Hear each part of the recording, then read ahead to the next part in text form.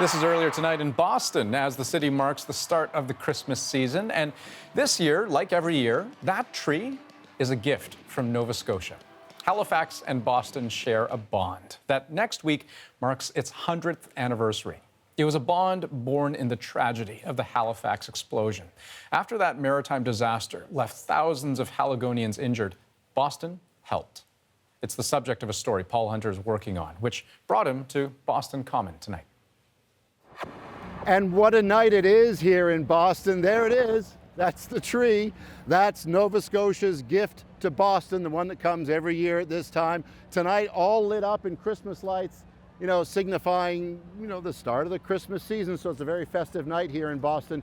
But, also indeed, that is symbolic of Nova Scotia's continuing gratitude to the city of Boston and the people of Boston for the aid that Boston sent to Nova Scotia 100 years ago this year after that terrible explosion in Halifax. Aid, not only medical supplies, but doctors and nurses that went up to help those in that dire circumstance.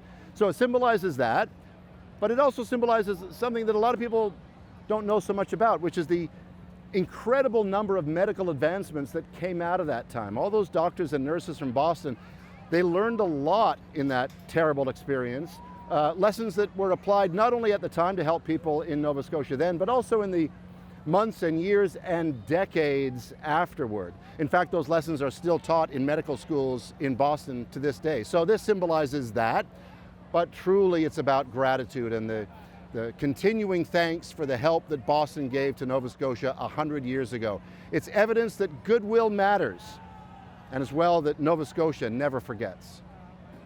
Paul Hunter, CBC News, Boston.